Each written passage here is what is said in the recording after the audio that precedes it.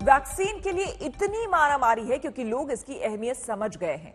England में हुई एक स्टडी में पुणे के सीरम इंस्टीट्यूट में बन रही कोविशील्ड की सिंगल डोज को ही इतना प्रभावी बताया गया है कि इससे मौत का खतरा 80% तक कम हो जाता है। भारत में सबसे ज्यादा कोविशील्ड ही लगाई जा रही है।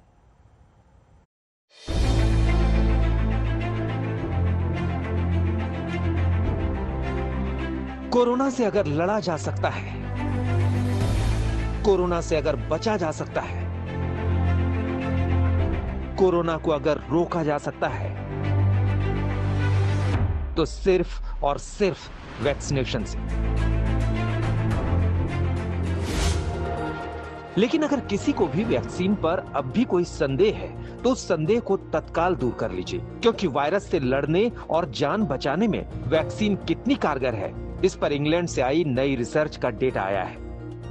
वहां की हेल्थ मिनिस्ट्री की एजेंसी पब्लिक हेल्थ इंग्लैंड ने दिसंबर से अप्रैल के बीच जो अध्ययन किया है, उसके मुताबिक एस्ट्राजेनेका की वैक्सीन की एक डोज मौत के खतरे को 80% तक कम कर देती है। इसी तरह से फाइजर बायोनटेक की वैक्सीन की एक डोज से 80% तक और दूसरी डोज से 97% तक मौत का खतरा कम हो जाता है।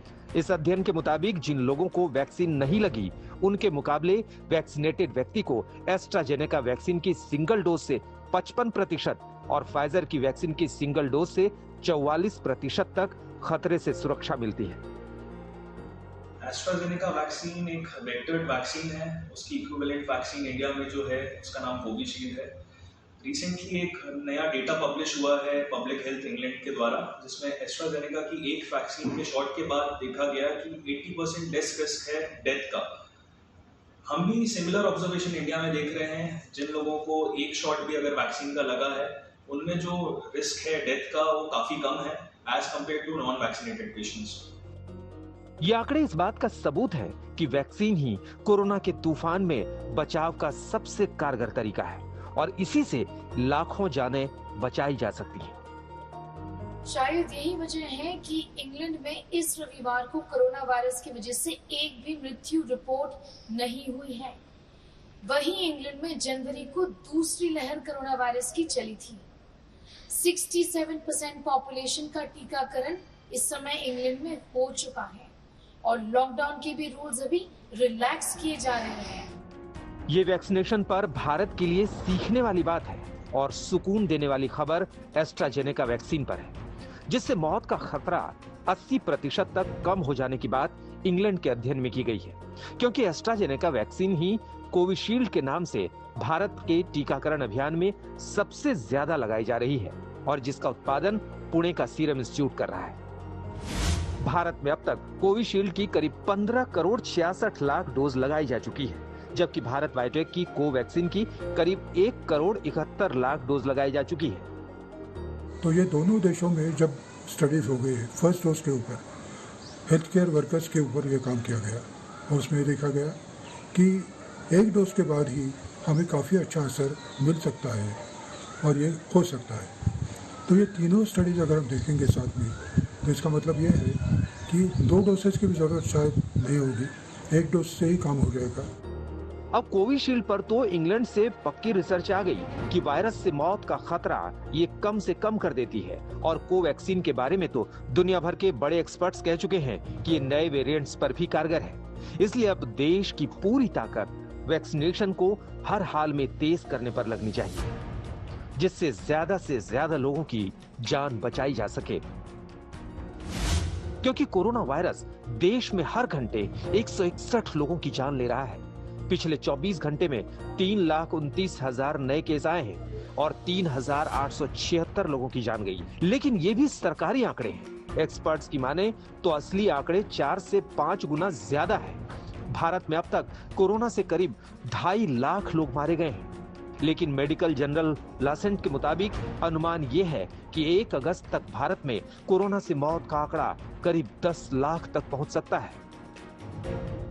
इन बातों को किसी दूसरे चश्मे से नहीं देखना चाहिए। ये देश के लिए चिंताजनक बात है।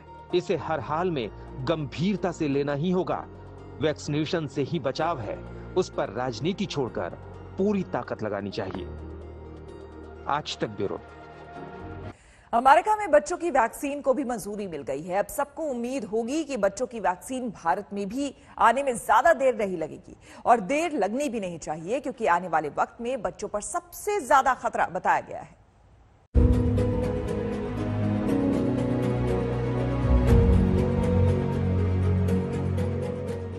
कोरोना के इस तूफान में अब हर परिवार की चिंता बच्चों को लेकर है कि कैसे बच्चों को संक्रमण से बचाया जाए, कैसे और कितनी जल्दी बच्चों के लिए भी टीका आए और टीका बच्चों को लगाया जाए, जिससे कम से कम बच्चे तो इस वायरस के खतरे से दूर रहें। इस पर एक बड़ी उम्मीद अमेरिका से दिखी है।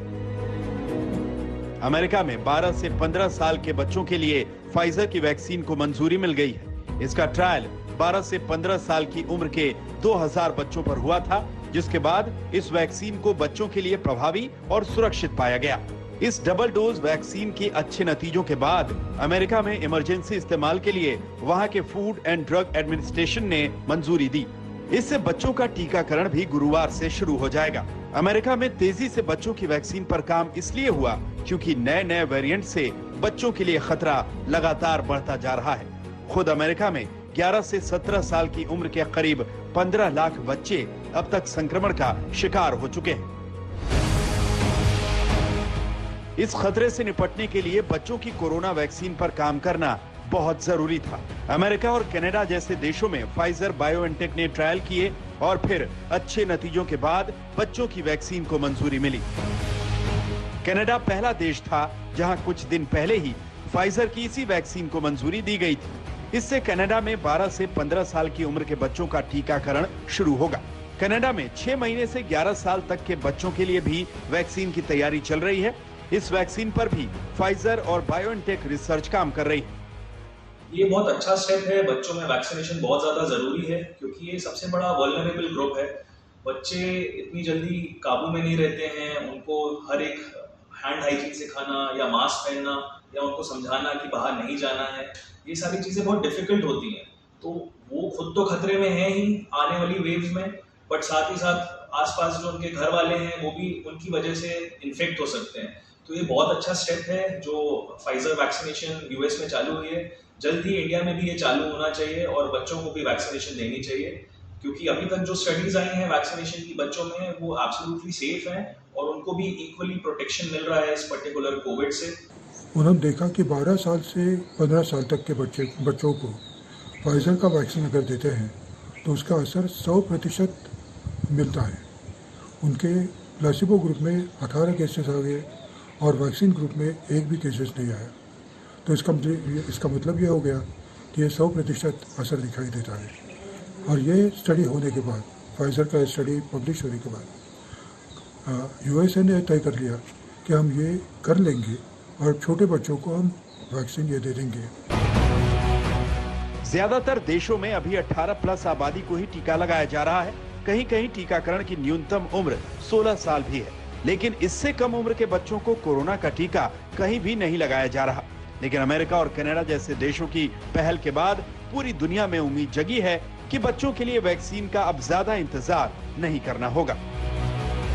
इसमें खास तौर पर भारत जैसे देश शामिल हैं, जहां 18 साल से कम उम्र की बहुत बड़ी आबादी है और जहां आने वाले वक्त में बच्चों के ऊपर सबसे ज्यादा खतरा बताया जा रहा है।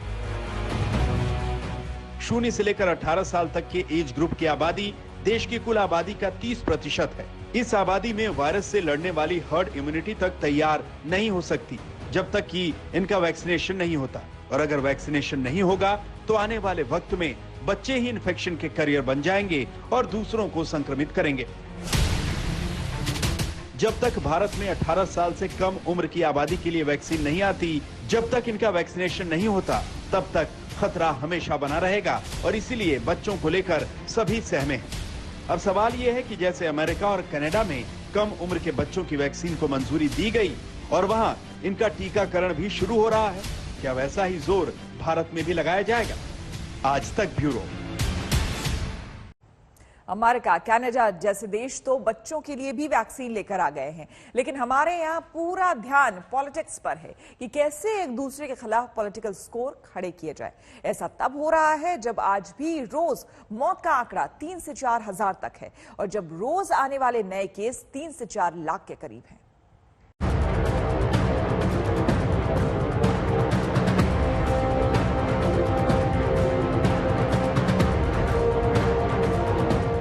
कोरोना की दूसरी लहर से निपटने के लिए अब चाहे जितने दावे कर लिए जाएं, बीते 4 हफ्तों में भारत के हालात बिगड़े रहे। ऐसे में विपक्ष ने सरकार को कटघरे में खड़ा करने की हर संभव कोशिश की। जवाब अब सत्ता पक्ष की ओर से भी आने लगा है। प्रधानमंत्री नरेंद्र मोदी पर कांग्रेस अध्यक्ष सोनिया गांधी के आक्रामक रुख के जवाब में बीजेपी अध्यक्ष जेपी नड्डा ने उन्हें एक चिट्ठी लिखी है। इस चिट्ठी में नड्डा ने कहा है, महामारी में कांग्रेस के रवैये से दुखी हूं, लेकिन हैरान नहीं। राहुल गांधी समेत कांग्रेस नेता छल और तुच्छता के लिए जाने जाएंगे। भारत पूरी हिम्मत के साथ कोविड से लड़ रहा है, लेकिन कांग्रेस को बवंडर खड़ा कर लोगों को गुमराह नहीं करना चाहिए। भारत में वैक्सीन को लेकर उदासीनता कभी नहीं रही, लेकिन 100 वर्षों में आई इतनी बड़ी महामारी में कांग्रेस ने वैक्सीन को लेकर भड़काया। फरवरी और मार्च के आंकड़ों से साफ है कि कौन से राज्य कोविड को नहीं संभाल सके। पंजाब जैसे राज्यों में मृत्यु दर ज्यादा क्यों है? प्रधानमंत्री मोदी विज्ञान और संघीय ढांचे के अनुरूप महामारी से निपट रहे हैं। नड्डा की ये चिट्ठी 7 मई को सोनिया के उन बयानों के बाद लिखी गई जिसमें उन्होंने CWC बैठक में सरकार को घेरा था। कांग्रेस का नेगेटिव एटीट्यूड है तो आपको सबको दिख ही रहा है। कांग्रेस के जमाने में जिस तरीके की हरकतें हुई, भाजपा वो हरकतें करने को तैयार नहीं है, लेकिन कांग्रेस के कर्मकांड हम भूल गए हैं, ऐसा भी नहीं है। नड्डा ने कोरोना पर पहली बार सोनिया को चिट्ठी लिखी। इससे पहले सोनिया 1 बार और राहुल गांधी 2 बार प्रधानमंत्री नरेंद्र मोदी को चिट्ठी लिखकर सरकार पर हमले कर चुके हैं। पिछले महीने पूर्व प्रधानमंत्री मनमोहन सिंह ने भी पीएम को चिट्ठी में सरकार की कोरोना नीति पर सवाल खड़े किए थे। मनमोहन को जवाब देते हुए स्वास्थ्य मंत्री डॉक्टर हर्षवर्धन ने कहा था कि कांग्रेस नेताओं को राजनीति न करने को कहे, लेकिन अब जब सोनिया पर नड्डा ने हमला किया है तो कांग्रेस इसे अहंकार कह रही है। तरफ कांग्रेस पार्टी जो अपना राजधर्म विपक्ष के होने के नाते भी निभा रही है कि सरकार को अच्छे सुझाव दे रही है, सरकार को क्या करना चाहिए, कहां पे गलत वो सरकार रही, वो इन सब चीजों को सरकार को बता रही है। लेकिन यह सरकार की रूलिंग पार्टी के अध्यक्ष आज सोनिया जी को चिट्ठी लिख करके जिस अहंकार पूर्वक जवाब उन्होंने दिया, आज हम सब लोगों का शर्म से झुक जाना चाहिए जिस प्रकार से चिट्ठी उन्होंने लिखी। आज द लैंसेट, IMA और नेचर जो बातें कह रही है, वही बातें सेम टू सेम वही बातें राहुल जी ने, सोनिया जी ने, डॉक्टर मनमोहन सिंह जी ने बार बार कहा है। तो क्या आपका मतलब सभी के सभी राजनीति कर रहे हैं और आप नहीं कर रहे? कोरोना महामारी की दूसरी लहर में सिर्फ कांग्रेस ही नहीं, बल्कि दिल्ली के मुख्यमंत्री अरविंद केजरीवाल से लेकर बंगाल की CM ममता बनर्जी और झारखंड के CM हेमंत सोरेन के बयानों और चिट्ठियों पर हंगामा हो चुका है। दिल्ली से आनंद पटेल के साथ आज तक ब्यूरो। होगा जब डॉक्टर इलाज करके जान बचाने में असमर्थ होते दिखते हैं तो मरीज के परिजन से कहते हैं कि अब इन्हें दवा की नहीं दुआ की जरूरत है। क्या यही सच्चाई देश के गांवों में कोरोना के संक्रमण काल में भीतर तक दाखिल हो गई है?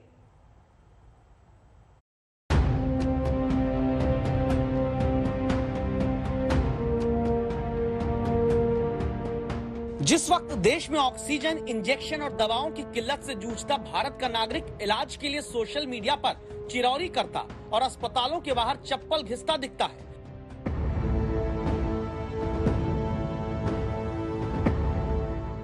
तब हाथ में लोटा, लोटे में जल और ऊपर नीम की पत्तियों वाली ये तस्वीरें एक बहुत बड़ा सवाल पूछती हैं। एक हाथ जिसमें लोटा है, ये दूसरा हाथ जिसमें लोटे के साथ वैसे ही जल और नीम की पत्तियां हैं। हाथ से लोटे को ढके हुए ये किसके लिए है? क्या इससे कोरोना की लड़ाई गांवों में लड़ी जा रही है? थोड़ी देर में तीसरी महिला घर की सीढ़ियों से उतरती है। इनके हाथ में भी ऐसा ही लोटा, जल और नीम की पत्तियां हैं। तीनों महिलाएं चल पड़ती हैं नंगे पांव कोरोना को हराने की लड़ाई लड़ने के लिए।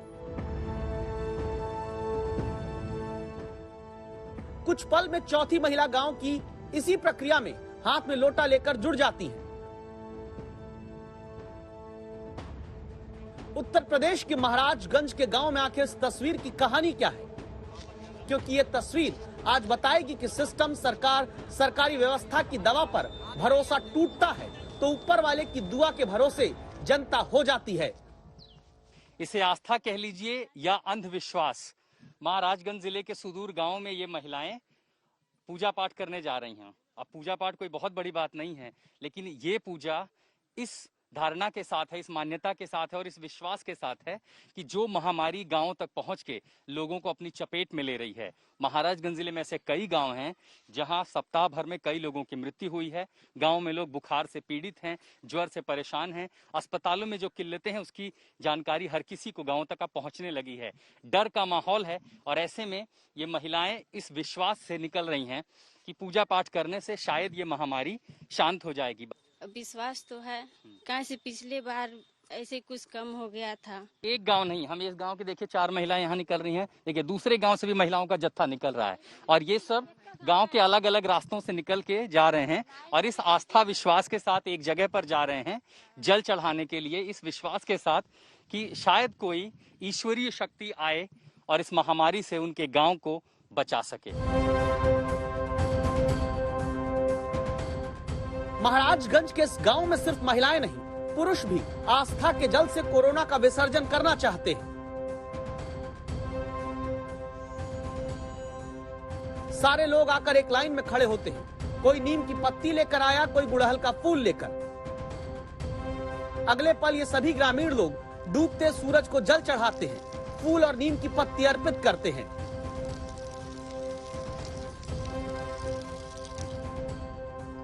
जमीन पर नतमस्तक होकर प्रणाम करते हैं सूर्य को, इस भरोसे के साथ कि अब माता ही कोरोना से गांव और गांव वालों को बचाएंगी।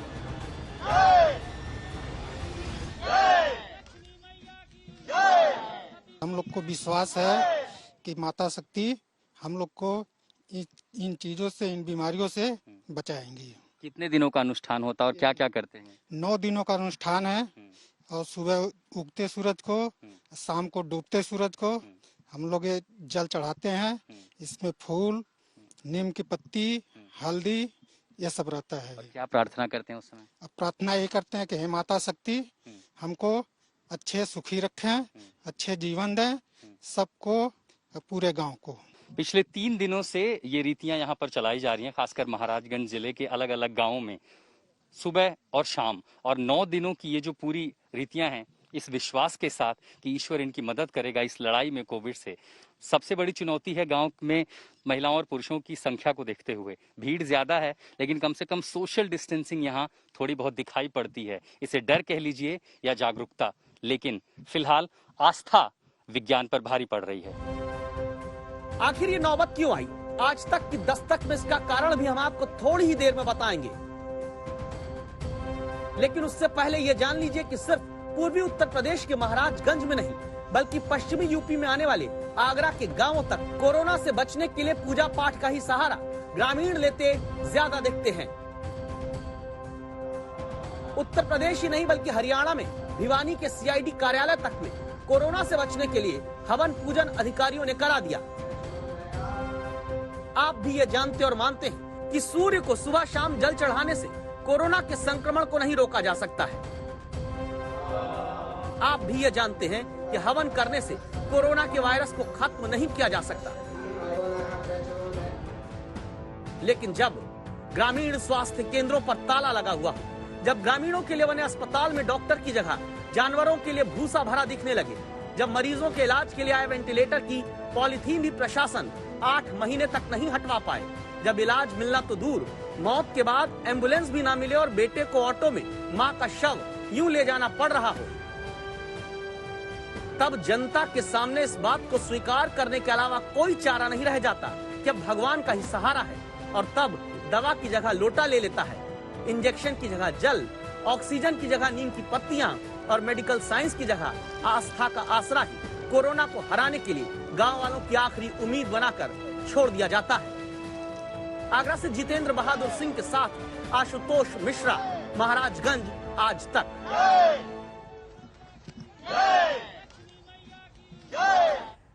और अब उस वजह को जानिए जिसके कारण यूपी के कई गांवों में जनता मेडिकल साइंस के भरोसे इलाज कराने की जगह आस्था के भरोसे बचने के लिए मजबूर कर दी गई है। यूपी में संवाददाता कुमार अभिषेक ने रिपोर्टर्स की टीम के साथ ये पता करने शुरू किया कि अस्पतालों को मिले वेंटिलेटर जनता की जान बचाने के काम आ रहे हैं या फिर वेंटिलेटर बस नाम के हैं। क्या करेंगे? 18 तारीख की शादी हम लोग क्या करेंगे? आप बताइए, आप लोग कैसे हम लोग शादी ब्याह निभाएंगे? अस्पतालों की चौखट पर सांस की लड़ाई आम आदमी हार जाता है, आखिर क्यों? मेरी मम्मी तो चली गई, अब हम लोग क्या करेंगे, किसके सहारा रहेंगे? रोता बिलखता परिवार बलिया के अस्पताल में दौरा करने आए उत्तर प्रदेश के मंत्री उपेंद्र तिवारी के सामने उस व्यवस्था की लापरवाहियों का रोना रोता है, जिसका सवाल जवाब मंत्री सीधे स्वास्थ्य महकमे के अधिकारियों से करते हैं। ट्रॉमा सेंटर में 11 वो वेंटिलेटर पड़े हुए हैं और वेंटिलेटर का अभाव में लोग मर रहे हैं, आखिर क्यों? सीएम साहब, सिटी मजिस्ट्रेट साहब नहीं बताइए। 11 अभी हमारी 10 दिन पहले भी बात हुई, 4 दिन पहले भी बात हुई। हमने महानिदेशक से बात किया, उन्होंने कहा कि भाई, हमने कहा स्टाफ दीजिए, उन्होंने कहा कि स्टाफ नहीं है। मैंने कहा कि लोकल स्तर पे आपको स्टाफ की व्यवस्था करने की जरूरत है, आखिर क्यों नहीं चालू? मरीज किस अभाव में मरे? वेंटिलेटर के अभाव में, इसलिए कि वेंटिलेटर बलिया में उपस्थित नहीं है। 11 वेंटिलेटर ट्रॉमा सेंटर में पड़े हुए, क्यों नहीं चल रहे हैं? हम आपसे और आपसे जानना चाहते हैं। वेंटिलेटर क्यों नहीं चले अगर 11 यहाँ पर मौजूद है और जनता मरती रही? तो जवाब मिलता है कि स्टाफ नहीं है। पिछले 1 साल में पीएम केयर्स फंड से सैकड़ों वेंटिलेटर उत्तर प्रदेश में जनता की जीवन रक्षा के लिए भेजे गए। काफी इस्तेमाल भी हुए, लेकिन सारे नहीं। गवाही लखनऊ से 80 किलोमीटर दूर कानपुर के काशीराम अस्पताल में देखिए, यहाँ जनता के हित की दस्तक देने संवाददाता कुमार अभिषेक पहुँचते हैं और इसी अस्पताल में दिखता है आम आदमी को कोरोना से बचाने के लिए डिब्बा बंद व्यवस्था का सच। जी हाँ, डिब्बा बंद, क्योंकि इन डिब्बों के भीतर ही वो 6 वेंटिलेटर बंद हैं, जिन्हें ना तो इस्तेमाल किया गया और ना ही अभी कहीं और इस्तेमाल करने के लिए भेजा गया। 6 वेंटिलेटर रखे हुए, पैक्ड रखे हुए, खोले नहीं गए हैं। उनको इंस्टॉल करने के लिए अभी चूंकि हमारे पास जगह है नहीं, तो वो इंस्टॉल नहीं हुए हैं और इसकी सूचना जो है शासन को भी दे दी गई है। अब सवाल उठता है कि जनता के फेफड़े को संक्रमण से बचाने का कलेजा क्या खुद उस स्वास्थ्य सिस्टम के पास नहीं जो दावे बहुत बड़े करता है? बलिया और कानपुर के बाद उत्तर प्रदेश में फिरोजाबाद के सरकारी अस्पताल में वेंटिलेटर पर मृत सरकारी स्वास्थ्य अव्यवस्था को देखिए। वेंटिलेटर जो कोरोना की दूसरी लहर में गंभीर मरीजों की जान बचाने के लिए बेहद जरूरी बन गए, वो फिरोजाबाद में साल भर धूल फांकते रहे। आज तक की दस्तक के बाद अब इनसे कवर हटाकर इन्हें इस्तेमाल में लाने की सुध अस्पताल प्रबंधन को आई है। पीएम केयर्स फंड यानी जनता के पैसे से जनता के लिए खरीदे गए वेंटिलेटर को दावा है 12 महीने तक इस्तेमाल करना याद नहीं था। अब इन्हें ट्रक पर लाद कर भेजा जा रहा है उन जगहों पर जहां हफ्तों से मरीज एक एक सांस की जद्दोजहद में अपनी जिंदगी गंवा दे रहे हैं। 50 वेंटिलेटर तो कैंसर हॉस्पिटल लखनऊ भेजे गए हैं, 15 वेंटिलेटर प्रयागराज मतलब इलाहाबाद मेडिकल में गए हैं और 10 जो हैं कल कमिश्नर साहब के आदेश पे मिलिट्री हॉस्पिटल आगरा को गए। जो 60 से ज्यादा वेंटिलेटर को इस्तेमाल करना भी याद नहीं रहा, उनकी कमी के चलते जान गंवाने वाले लोगों का जिम्मेदार कौन है? हालत ये कि हाथरस के सरकारी अस्पताल में संवाददाता जितेंद्र बहादुर सिंह जब पहुंचते हैं तो इस अस्पताल में वेंटिलेटर रूम सेफ हाउस लिखा दिखता है। यहाँ वेंटिलेटर तो सेफ है, बस आम आदमी की जिंदगी नहीं। इस वेंटिलेटर रूम में इस वक्त ताला लगा हुआ है। यहाँ जितने भी वेंटिलेटर हैं, बताया जा रहा है कि 4 वेंटिलेटर इस वक्त यहाँ पर मौजूद हैं, लेकिन सभी वेंटिलेटर जो हैं वो काम नहीं कर रहे हैं और इस सेफ हाउस के अंदर उनको रखा गया है। यानी जहाँ जनता एक तरफ त्राही कर रही है, वहीं जिला अस्पताल के इस अस्पताल की जो स्थिति बताई जा रही है उसमें वेंटिलेटर जो है इस सेफ हाउस के अंदर रखे हुए हैं। तालाबंद कमरे में कैद वेंटिलेटर को देखा गया तो पता चला कि यहाँ रखी कुर्सियों तक की पॉलीथीन नहीं हटाई गई। अब जितेंद्र बहादुर सिंह इस कुप्रबंधन को रिपोर्ट करते हैं तो अधिकारी का गुस्सा देखिए। यहाँ लिखा हुआ नोबल कोरोना वायरस वार्ड आपने लिखा हुआ है, इसकी पाइपलाइन बिछ रही है। सवाल उठता है कि अगर नॉन कोविड अस्पताल में वेंटिलेटर तालाबंद करके बिना इस्तेमाल के रखे जाते हैं तो क्या इनको किसी कोरोना मरीज की जान बचाने के लिए दूसरे अस्पताल नहीं भेजा जाना चाहिए? आज तक को मिली जानकारी के मुताबिक उत्तर प्रदेश में पिछले साल से आए 1194 वेंटिलेटर तो इस्तेमाल किए गए, जिसमें 188 वेंटिलेटर दावा है खराब मिले और 125 वेंटिलेटर का इस्तेमाल अभी तक नहीं किया गया। इसीलिए सीधे स्वास्थ्य मंत्री तक आज तक संवाददाता कुमार अभिषेक जवाब जानने के लिए पहुंचते हैं। जब कोरोना का भयावह दौर था, ऐसी स्थिति में अगर ये वेंटिलेटर्स यूं ही अनयूज्ड पड़े रहे तो आपको लगता नहीं है कि आपके विभाग की कहीं ना कहीं विफलता है कि 120 से ज्यादा वेंटिलेटर पड़े रहे, उनका इस्तेमाल नहीं हुआ और लोग वेंटिलेटर के लिए लोगों की जान चली गई? देखिए, इसमें एक चीज आपको समझना चाहिए कि एक तो स्वास्थ्य विभाग और एक चिकित्सा शिक्षा विभाग, दो अलग अलग चीजें। हमारा नॉर्मली हमारे तो सरकार के ही अंग से दोनों सरकार कह रहे हैं, इतने ज्यादा वेंटिलेटर्स की आवश्यकता नहीं पड़ी थी उस समय। तो उस समय की जो कोरोना वायरस का जो वो था, इन्फेक्शन था, वो दूसरे रूप में था। आज एकाएक जो इन्फेक्शन फैला है और ये सीधा हमारे लंग्स में, फेफड़े में संक्रमण करके और सीधा मरीज को इफेक्ट कर रहा है, तो उसके लिए हमको आवश्यकता थी और हमने उसको तैयारी तो कर लिया था। ऐसा नहीं कि सबके सब ऐसे बंद पड़े हुए थे, हर एक जनपद में कुछ न कुछ चल रहे थे। जो बंद पड़े थे उनको हमने फिर खुलवा के उनका ट्रेनिंग कराई। यानी कोरोना की दूसरी लहर और फेफड़े से अपनी सांसों की लड़ाई लड़ने के लिए मरीजों का इंतजार किया जाता रहा। क्यों ना ये माना जाए कि वक्त रहते सरकारी दावों के मुताबिक 125 वेंटिलेटर भी इस्तेमाल किए जाते, धूल ना फांकते रहते, तो सैकड़ों मरीजों की जान बच जाती। हाथरस से जितेंद्र बहादुर सिंह के साथ कुमार अभिषेक, लखनऊ आज तक। देश के तमाम शहरों में वैक्सीन की किल्लत हो गई है, तो इसका असर गांव पर भी पड़ता दिख रहा है, क्योंकि शहरों से लोग जुगाड़ करके गांव पहुंच रहे हैं और ग्रामीणों के हक का टीका लगवा रहे हैं। महाराष्ट्र के तमाम गांव में ऐसे मामले सामने आए हैं जहां शहरों से लोग गांव में टीके लगवाने पहुंच गए हैं। पालघर के ग्रामीण इलाके में स्थित वैक्सीन सेंटर में कुछ शहरी युवाओं की स्थानीय लोगों से जोरदार बहसबाजी चल रही है। मुंबई, पुणे जैसे शहरों के रहने वाले इन युवाओं को शहर में वैक्सीन के लिए स्लॉट नहीं मिला तो गांव के वैक्सीनेशन सेंटर पहुंच गए, जिससे स्थानीय लोग नाराज हैं और इन्हें यहां से भगाना चाहते हैं।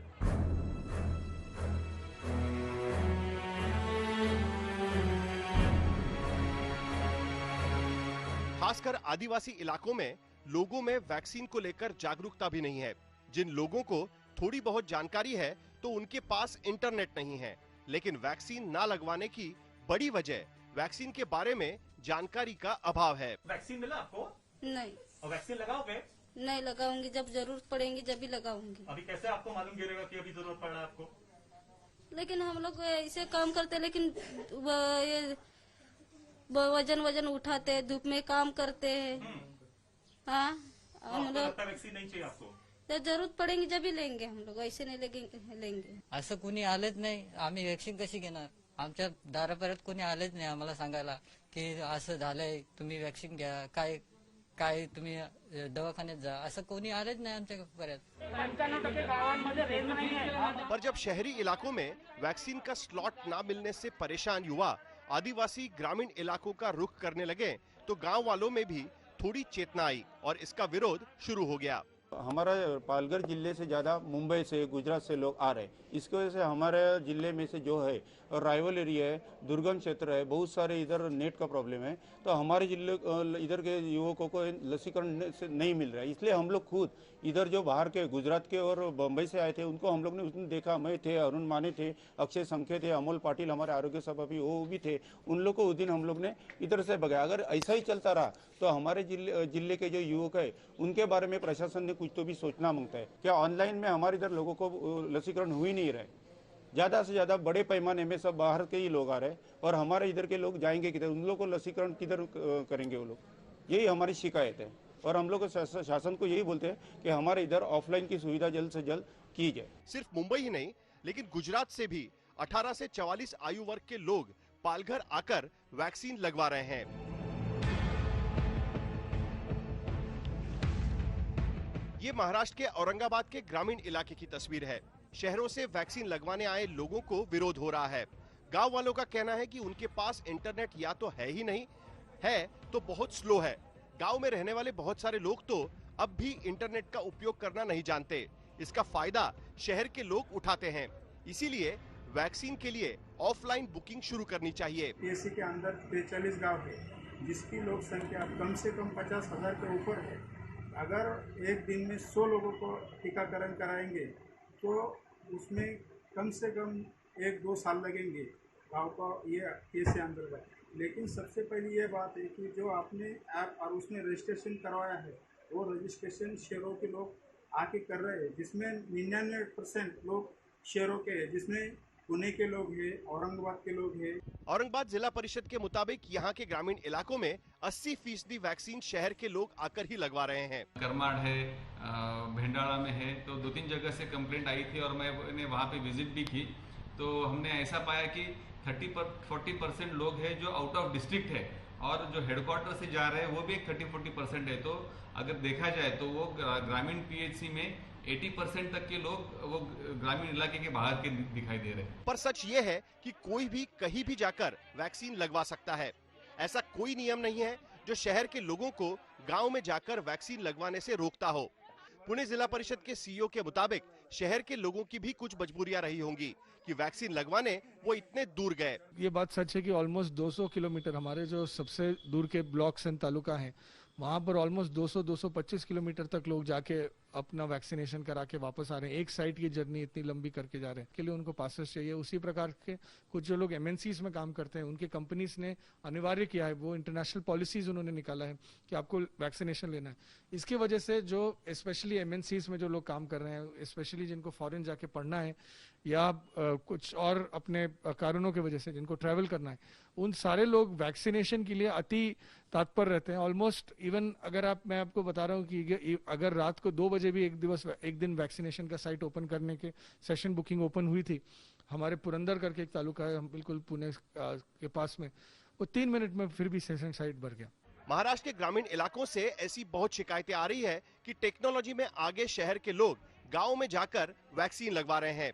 इसलिए महाराष्ट्र सरकार ने राज्य के लिए अलग से ऐप तैयार करने की मांग की है। महाराष्ट्र के कई ग्रामीण इलाकों में वैक्सीन को लेकर लोगों में ज्यादा जानकारी नहीं है, इस बारे में 2 राय नहीं है। महाराष्ट्र सरकार ने ग्रामीण इलाकों में बहुत ज्यादा वैक्सीनेशन अवेयरनेस प्रोग्राम्स चलाए हो, ऐसा भी नहीं है। ऊपर से फोन नेटवर्क के इश्यूज, वैक्सीन की शॉर्टेज और शहरों में वैक्सीन सेंटर्स का कम होना, ये तमाम ऐसे कंट्रीब्यूटर्स हैं जिसकी वजह से आज कई ग्रामीण इलाकों में ऐसी स्थिति बनी हुई है। अब महाराष्ट्र के स्वास्थ्य मंत्री राजेश टोपे जो पूरे मामले से वाकिफ है, उनका कहना है इस स्थिति से निपटने का बस एक रास्ता है और वो ये कि राज्य को अब एक नई ऐप दी जाए। कैमरा पर्सन महेश मौर्य के साथ पंकज उपाध्याय, मुंबई, आज तक।